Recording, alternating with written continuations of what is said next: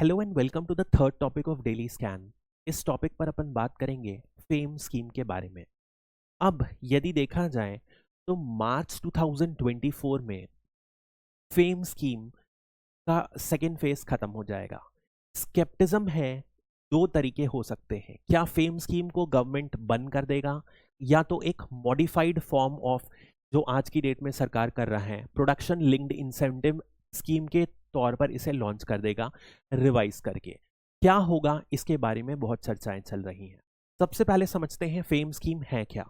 तो यदि फेम को देखें तो ये है faster adoption and manufacture of E vehicles. यानी कि इस स्कीम का काम क्या है कि ये ई व्हीकल्स का अडॉप्शन फास्टर करे। सिंपल शब्दों में मैन्युफैक्चर और अडॉप्शन दोनों फास्टर करे। यानी कि बेसिकली ये सब्सिडी देता है। Subsidy is given to the final customers and to the manufacturers, दोनों को देते हैं। इससे क्या होता है, जो अल्टीमेटली जो कॉस्ट रहती है ई व्हीकल्स मैन्युफैक्चर करने की वो कम हो जाती है। इस वजह से ताकि लोग सब्सिडाइज गुड को खरीद सके। ई व्हीकल्स अपने बहुत सारे नॉर्म्स के वजह से बेनिफिशियल होती है। फॉर एग्जांपल जैसे इंडिया एक मेजरली ऑयल डिपेंडेंट कंट्री है तो ऑयल का इंपोर्ट कम करेगा। 85% हम जो ऑयल यूज करते हैं वो इंपोर्ट करते हैं। इसके अलावा जो हमारे इकोनॉमी की सिचुएशन, खासकर यदि अपन करंट डेफिसिट की बात करें, उसमें भी ये बहुत ज्यादा हेल्प करेगा। दूसरी चीज यदि और समझते हैं तो जियो पॉलिटिक्स को, जैसे अभी वॉर की सिचुएशन चल रही है तो रशिया यूक्रेन वॉर के समय यदि इंडिया रशिया से इंपोर्ट नहीं करता ऑयल तो एक मेजर प्रॉब्लम हो जाती। फिर बहुत बार जियो पॉलिटिक्स ऑयल की प्राइसेस को इंपैक्ट करता है। जैसे ओपैक कट करने वाले हैं तो इस वजह से ऑयल की प्राइसेस इंपैक्ट होती है। साथ ही साथ एक मेजर जो गोल है वो है क्लाइमेटिक गोल, इन्वायरमेंट को पोल्यूशन कम करना। इसकी तरफ जो नेट जीरो है इंडिया का गोल 2070 तक अचीव करने में, सभी में ट्रांसपोर्ट सेक्टर का एक मेजर योगदान होगा, क्योंकि ट्रांसपोर्ट सेक्टर लगभग 1/3 of the total green house gases India में एमिट करता है। इस वजह से यदि इंडिया जैसी कंट्री ई व्हीकल्स या हाइब्रिड व्हीकल्स की तरफ जाती है तो ये सारे फैक्टर में India would be greatly benefited. यदि अपन समझते हैं अब ये न्यूज में क्यों है राइट नाउ, क्योंकि जो फिक्की जो इंडस्ट्री एसोसिएशन है, इंडस्ट्री की बॉडी है, उन्होंने सरकार को रिक्वेस्ट की है, लेटर लिखा है कि फेम स्कीम को कम से कम 5 साल तक और एक्सटेंड कर देना चाहिए। उसके बाद आप फिर भले ही रिवाइज कर लो 3 साल के बाद और फिर आप स्टेप ले सकते हैं, बट अभी बहुत ज्यादा जरूरी है कि फेम स्कीम को एक्सटेंड किया जाए। यदि अपन देखें तो इसलिए जरूरी है, इनके क्या क्या कंटेंट्स हैं इन्होंने इसको डिस्क्राइब किया है विविडली।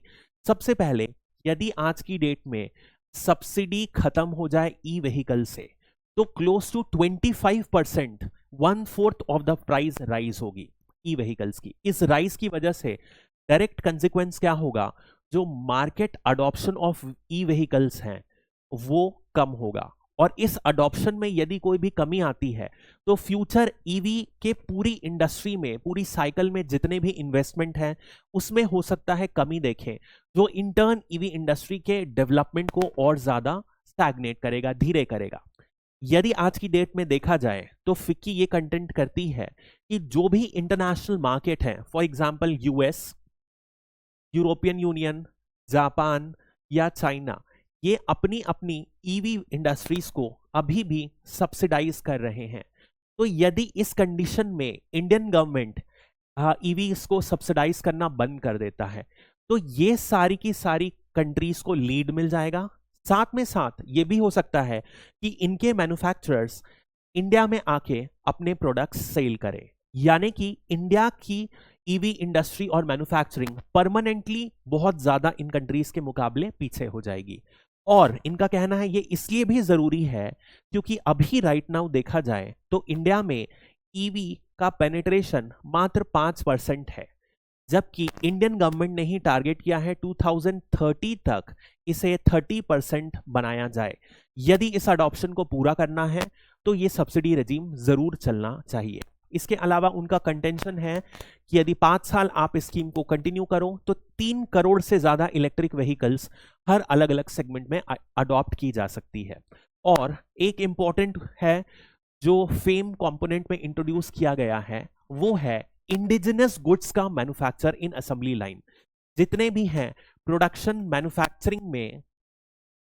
मैन्युफैक्चरिंग प्रोसेस में हर स्टेज में फेम स्कीम में मेक इन इंडिया कंपोनेंट है।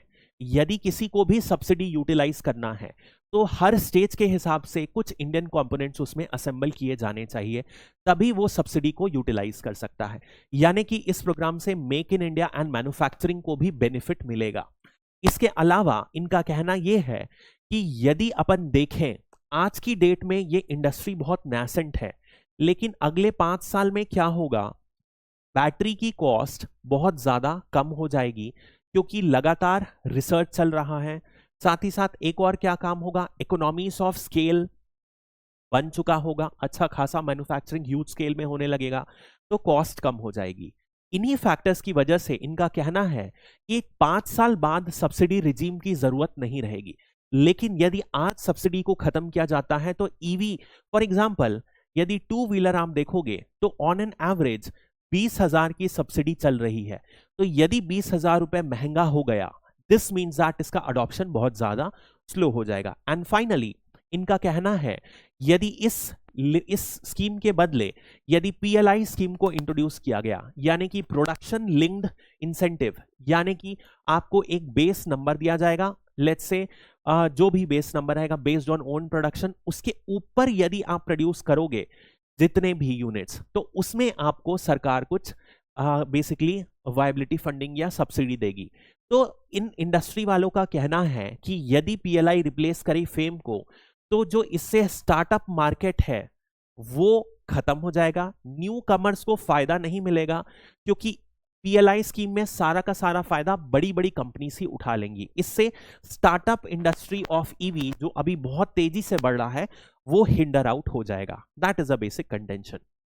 बट यदि अपन सेंट्रल गवर्नमेंट के हिसाब से समझते हैं क्या कंटेंशन है, तो सबसे पहले अभी सरकार ने क्या किया है, सब्सिडीज जो बैटरी में पर केवीएच दी जाती है उसे कम कर दिया गया है। ऐसा सरकार ने इसलिए किया क्योंकि पाया गया कि बहुत सारी मिस प्रैक्टिसेस कर रही हैं कंपनीज क्या कर रही हैं, for example Hero Electronics, Benling India, AMO mobility solutions, इन लोग क्या कर रहे थे, जो मैंने आपको बताया पीएमपी में जो मैन्युफैक्चरिंग का क्राइटेरिया है कि आपको इतना % इंडिया में मैन्युफैक्चर या असेंबल करना है, इसको वॉयलेट कर रहे थे, उसके बाद भी सब्सिडी क्लेम कर रहे थे। इसके अलावा जैसे कि प्राइस कैप है 1.5 लाख रुपीस एक 2 व्हीलर की, इसमें क्या कर रहे थे, जैसे सरकार ने देखा कि ओला क्या किया, इसमें अपने चार्जर्स को और सब पार्ट्स को हटा दिया, तब ये 1.5 लाख से नीचे कॉस्ट कर दिया।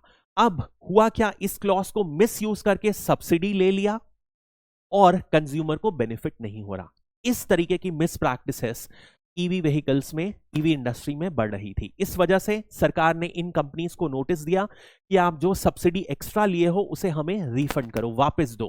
दिस वाज अ कंटेंशन और इसी की वजह से सरकार ने सब्सिडी पर केवीएच को रिड्यूस कर दिया। पहले से 10,000 आज की डेट में दिया जाता है, पहले 15,000 दिया जाता था। That is the problem that the central government sees और इसलिए मॉडिफाई करने की बात कर रहा है। तो इसलिए फेम 3 में कई लोग बोल रहे हैं यदि इंप्लीमेंट होगा या तो फेम 3 के टाइप होगा जिसमें कुछ स्ट्रिंजेंट नॉर्म होगा, जैसे कि डोमेस्टिक वैल्यू एडिशन, आपको मिनिमम से मिनिमम यदि सब्सिडी चाहिए तो 50% में वैल्यू एडिशन करना है। यानी कि आपने एक बेसिक गुड्स लेट्स से 100 रुपए का लिया तो फाइनल कॉस्ट जो उसकी होनी चाहिए 100 प्लस 50 ऑफ दैट, यानी कि 150 होनी चाहिए, तभी और तभी आपको सब्सिडी मिलेगी। 50% ऑफ दैट कॉस्ट से ज्यादा वैल्यू एडिशन होना ही चाहिए। That is the contention. या तो जैसे अपन ऑलरेडी बात की पीएलआई स्कीम की तरीके से मैन्युफैक्चर कर सकते हैं, या तो सरकार और ज्यादा स्ट्रिंजेंट नॉर्म कर सकती है कि जो कंपोनेंट्स हैं उसके लिए एनुअल ऑडिट टाइप से कुछ करे। ऐसे कुछ एनालिस्ट सजेस्ट कर रहे हैं फेम 3 में चेंजेस इंट्रोड्यूस करने के। यदि आप समझते हैं अपन फेम स्कीम के बारे में, तो सबसे पहले मिनिस्ट्री ऑफ हैवी इंडस्ट्री ने इस स्कीम को लॉन्च किया था। इस स्कीम को कब लॉन्च किया था? 2015 में। इस स्कीम को लॉन्च किया गया था नेशनल ई मोबिलिटी का जो विजन 2013 में अनाउंस किया गया था, उसके तहत इसे लॉन्च किया गया था। इस विजन के हिसाब से माना गया था कि 6 से 7 मिलियन ई व्हीकल्स इंडिया में होगी बाय 2020, और बाय 2030 ये 30% of all the vehicles in the road होनी चाहिए। This was a idea. अब सबसे पहले फेम 1 को लॉन्च किया गया 2015 में, फिर फेम 2 को 2019 में लॉन्च किया गया। That is a basic idea. यदि अपन देखें, फेम 1 का जो था 2015 से 2019 से पहले 22 था, फिर इसे एक्सटेंड कर दिया गया 2 साल और 2024 मार्च तक एक्सटेंड कर दिया गया। अब 2024 के बाद क्या होगा ये देखना अभी मालूम है, करना रहेगा। यदि बेसिक आइडिया देखें तो क्या क्या कंपोनेंट्स हैं। सबसे पहले अपन देखें, डिमांड बढ़ाना पड़ेगा। डिमांड कैसे बढ़ाएंगे? ताकि लोग ज्यादा खरीदे। ज्यादा खरीदने के लिए क्या होगा? कॉस्ट कम करेंगे। कॉस्ट कैसे कम करेंगे? By subsidising the manufacturing process and the final output. This is the major aim. Next यदि अपन देखें तो टेक्नोलॉजी प्लेटफॉर्म हो सके, टेक्नोलॉजी क्रिएशन हो सके, जहां से लोकल मैन्युफैक्चरिंग बढ़े। फाइनली कुछ पायलट प्रोजेक्ट्स को ट्राई अप किया जाए, फिर नेशनल लेवल पर एलिवेट किया जाए, और चार्जिंग इंफ्रास्ट्रक्चर सरकार बनाएगी। तो फेम 1 में जो पैसा अलॉटेड था वो लिमिटेड था, 895 करोड़ के आसपास था, और लिमिटेड चार्जिंग स्टेशन जो फेम 2 में 10,000 करोड़ बढ़ा के दे दिया गया है। तो इस वजह से जो नंबर्स इंपॉर्टेंट नहीं होते हैं, फाइनली क्या होगा, जो भी सब्सिडी मिलेगी वो ज्यादा मिलेगी, हर में मिलेगी, चाहे वो ई रिक्शा रहेगी, चाहे वो 2 व्हीलर्स रहेगी, हाइब्रिड रहेगी, इलेक्ट्रिक रहेगी। और फेम 2 में जो स्पेसिफिक फोकस है वो पब्लिक ट्रांसपोर्टेशन पर ज्यादा फोकस है।